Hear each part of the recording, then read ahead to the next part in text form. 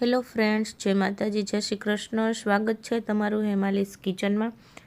તો આજે આપણે સરસ મજાનો એક નવી જ રીત સાથે અડદિયો બનાવીશું.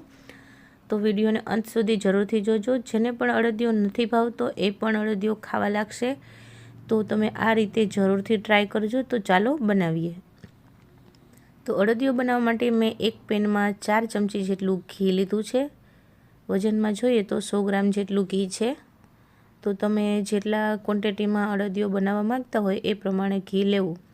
તો મેં અહીંયા 1 કપ લોટની સાથે 100 ગ્રામ જેટલું ઘી લીધું છે. ઘીનો કોઈ રેશિયો ફિક્સ રાખવાની જરૂર હોતી નથી, કેમ કે જો વધઘટ થાય તો જો ઘટે તો ઉપરથી તમે નાખી શકો છો, તો પહેલેથી ઓછું જ એડ કરવું. ત્યાર પછી મેં અહીંયા 1 કપ જેટલો કરકરો અડદનો લોટ લીધો છે, જેને મેં મિક્સર જારમાં જ દળીને તૈયાર કર્યો છે. તો આ રીતનો કરકરો લોટ લેવાનો છે, જેથી કરીને આપણે ધાબુ દેવાની કોઈ પણ જરૂરત નથી. તો વગર ધાબા દીધે જ સરસ મજાનો કણીદાર અડદિયો બનીને તૈયાર થશે. તો અહીંયા આપણે કોઈ પણ જાતનું દૂધ કે ઘીનું ધાબુ દીધેલું નથી. આપણે એમનેમ જ લોટને એડ કર્યો છે. તો આ રીતે આપણે સરસ કરી દઈશું. તો મને અહીંયા થોડું ઘી ઓછું લાગ્યું છે, તો મેં 1 ચમચી જેટલું ઘી ફરી પાછું એડ કરી દીધું છે. તો ઘીના રેશિયાની જરૂર નથી. તમને એમ લાગે આ રીતનું ઢીલું થઈ જાય ત્યાં સુધીનું એટલું ઘી આપણે લઈ લેવાનું છે. હજી આપણે થોડો શેકાશે એટલે એકદમ જ ઢીલું પડી જશે. અત્યારે તમને કડક લાગશે, પણ થોડો એવો શેકાશે, ગરમ થશે લોટ એટલે એકદમ જ ઘી સરસ મજાનું છૂટું પડી જશે. તો હવે આ રીતે આપણે લોટને સરસ મજાનો શેકવાનો છે. તો એકદમ બ્રાઉન પણ નથી કરવાના અને એકદમ વ્હાઈટ પણ નથી કરવાના. તો મીડિયમ એવા સેજ આછા એવા ઘઉં વરણા કલરના આપણે બનાવીશું. જો એકદમ બ્રાઉન લોટ શેકાશે તો ખાવામાં કડવો લાગશે. તો આપણે એક ધ્યાન રાખવાનું છે કે એકદમ વધારે લોટ શેકવાનો નથી. તો તમે જોઈ શકો છો 1 મિનિટ જેવું આપણે લોટ શેક્યો તો એકદમ જ સરસ મજાનું ઘી છૂટું પડી ગયું છે. ઉપરથી મેં વધારાનું કોઈ પણ ઘી એડ કર્યું નથી, તો પણ એકદમ સરસ મજાનું ઢીલું થઈ ગયું છે. તો હવે આ રીતે આપણે સરસ મજાનો લોટ શેકી લેશું અને એકદમ સરસ હલાવતા રહેવાનું છે, જેથી કરીને એક સરખો લોટ શેકાય. તો તમે જોઈ શકો છો સરસ મજાનો આપણો કલર આવવા લાગ્યો છે અને એકદમ સરસ ઘઉં વરણો એટલે આપણે જે કહીએ ઘઉં જેવા કલરનો સરસ મજાનો થઈ ગયો છે. તો હવે આપણો લોટ શેકાઈને તૈયાર થઈ ગયો છે, તમે જોઈ શકો છો નજીકથી પણ. તો આટલો જ લોટ આપણે શેકવાનો છે, આનાથી વધારે નથી શેકવાનો. તો ત્યાર પછી હવે આપણે લોટ શેકાઈ ગયો છે. તો હવે એમાં આપણે એડ કરીશું ગુંદ, જેને મેં આ રીતે ભૂકો કરી લીધો છે. તો ગુંદ આપણે આ રીતે ઘીમાં જ એડ કરી દઈશું, લોટમાં જ, જેથી કરીને સરસ મજાનો ફૂટી જાય અને ઘી સાથે અને લોટ સાથે સરસ એડ થઈ જાય. તો તમે જોઈ શકો છો સરસ મજાનો ગુંદર આપણો ફૂટી ગયો છે. એટલે આ રીતનો આપણે દળેલો નાખીશું તો એકદમ સરસ અંદર દાણા દેખાશે નહીં અને ખબર પણ નહીં પડે કે આપણે એમાં ગુંદર એડ કર્યો છે.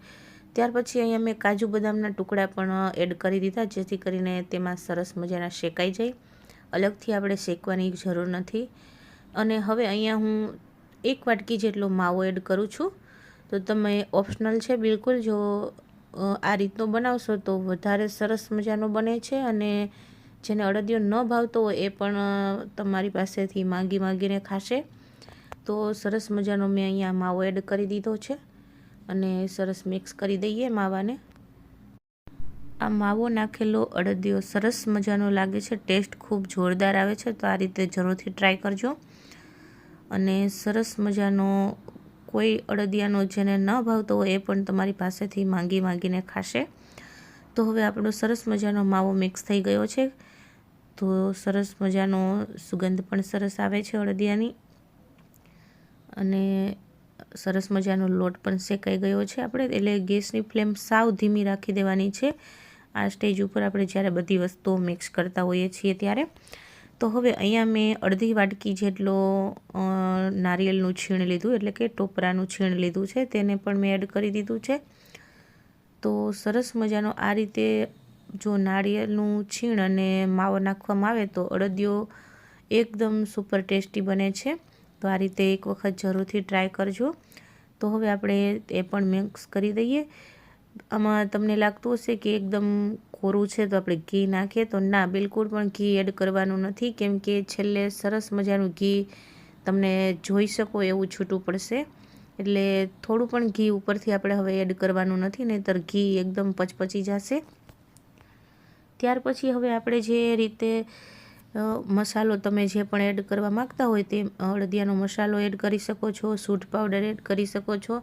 તો મેં અહીંયા એલચી પાવડર અને જાયફળ પાવડર મિક્સ કરી અને અડધી ચમચી જેટલું મિક્સ કર્યું છે. તો તમે જે પણ વાપરવા માગતા હોય મસાલો તે એડ કરી શકો છો તમારા ટેસ્ટ અનુસાર. તો આ રીતે આપણે સરસ મિક્સ કરી દીધું છે. તો હવે જે આપણે સિક્રેટ ઇન્ગ્રીડિયન્ટ્સ વાપરવાના છીએ તે ધ્યાનથી જોજો. તો હવે મેં અહીંયા 1 વાટકી એટલે કે 1 કપ જેટલો લોટ લીધો છે. તો અહીંયા 1 કપ જેટલું બુરું ખાંડ લીધી છે. જી હા મિત્રો, બુરું ખાંડથી પણ એટલા જ ટેસ્ટી બને છે જેટલા આપણે ચાસણીવાળા બનાવીએ છીએ, ગોળવાળા બનાવીએ છીએ. તો જેને ચાસણી લેતા ન આવડતી હોય અથવા તો ઇન્સ્ટન્ટ બનાવવા હોય અડદિયા, તો તમે આ રીતે સરસ મજાના બનાવી શકો છો. તો તમને અત્યારે કોરું લાગતું હશે, પણ આમાં ઘી પણ 1 ચમચી પણ એડ હવે નથી કરવાનું. પણ હા મિત્રો, હું એક સ્ટેપ તમને બતાવતા ભૂલી ગઈ છું. હવે આ સ્ટેજ ઉપર આપણે છે ને 3 ચમચી જેટલું મેં દૂધ એડ કરેલું છે. તો દૂધ એડ કરી દેવાનું છે તમારે આ સ્ટેજ ઉપર. તો 3 ચમચી દૂધ એડ કરવાથી તમે જોઈ શકો છો કે સરસ મજાનો લચકો આપણો બનીને તૈયાર થઈ જશે. તો આ પ્રોસેસ મારે શૂટિંગમાં બાય ચાન્સ નથી આવી. તો 3 ચમચી દૂધ એડ કરવાનું છે, ઘી કે કંઈ જ એડ કરવાનું નથી, ને અડદિયો તમારો એકદમ બનીને તૈયાર થઈ ગયો છે. તો હવે આપણે અહીંયા મેં ઘીવાળી ગ્રીસ કરેલી પ્લેટમાં આપણે એડ કરી દઈશું બધું. તમે જો ઢેફલા ન બનાવવા માગતા હોય ને તમે જે ગોળ અડદિયો બનાવવા માગતા હોય તો એ રીતે પણ કરી શકો છો. તો મેં અહીંયા પ્લેટમાં ઢેફલી બનાવી છે. તો તમે જોઈ શકો છો ઘી પણ એકદમ સરસ મજાનું છૂટું પડેલું દેખાય છે. તો બુરું ખાંડ નાખ્યા પછી 3 ચમચી જેટલું થોડું એવું કહો તમે કે અડધી વાટકી નાની એવી, એનાથી પણ ઓછું મેં અહીંયા દૂધ એડ કર્યું છે. બાકી કોઈ પણ વસ્તુ નાખવાની નથી. તો આ રીતે સરસ મજાનું આપણે સેટ કરી દઈએ.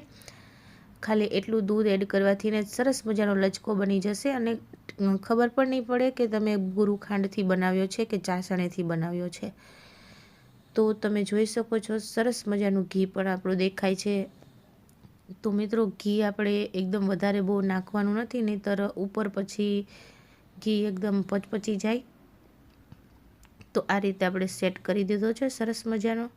તો તમે જોઈ શકો છો કે ચાસણીની ઝંઝટ વગર, કેટલા તારની લેવી એની પણ માથાકૂટ વગર સરસ મજાનો અડદિયો આપણે 5 જ મિનિટની અંદર તૈયાર કરી શકાય છે. તો આ રીતે એક વખત જરૂરથી ટ્રાય કરજો.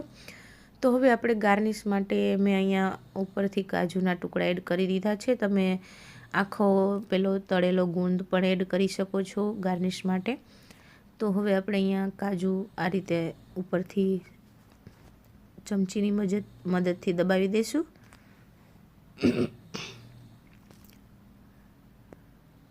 તો સરસ મજાનો અડદિયો છે ને, બાકી ઇન્સ્ટન્ટ અને જલ્દીથી બની જાય અને સ્વાદમાં એટલો ટેસ્ટી છે કે વાત પૂછો મત. તો તમે એક વખત આ રીતે જરૂરથી ટ્રાય કરજો. પણ હા, પેલું દૂધવાળું સ્ટેપ ભૂલશો નહીં, જેથી કરીને સરસ મજાનો એવો ગરમા ગરમ લચકો ખાવાની પણ એટલી મજા આવશે તમને. અને ચાસણીની કંઈ ટાઈટ લેવાઈ ગઈ કે ઢીલી રહી ગઈ એની કોઈ ચિંતા નહીં રહે. તો હવે અહીંયા અડધી કલાક જેવું થઈ ગયું છે.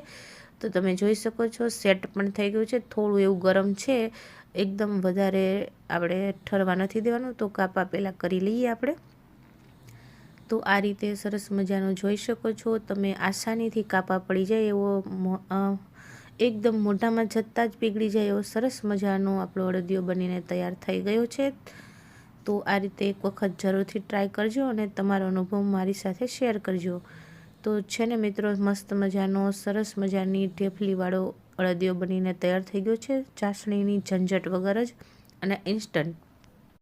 તો આ રીતે તમે અડદિયો બનાવશો તો તમે પહેલી જ વખતમાં સરસ મજાનો અડદિયો બનાવીને તૈયાર કરી શકશો। તમારે ચાસણી લેવાની પણ જરૂર નહીં પડે, તાર ચેક કરવાની પણ જરૂર નહીં પડે, ઢીલી થઈ ગઈ કે કડક રહી ગઈ એની પણ કોઈ જાતની જરૂરિયાત નહીં પડે। તો આ રીતનું ફોલો કરી અને સરસ મજાનો અડદિયો તમે પહેલી જ વખતમાં બનાવીને તૈયાર કરી શકો છો। તો વિડીયો ગમ્યો હોય તો વિડીયોને લાઇક કરી દેજો, ચેનલને સબસ્ક્રાઈબ કરી દેજો અને સરસ મજાની કમેન્ટ કરી દેજો। Thank you.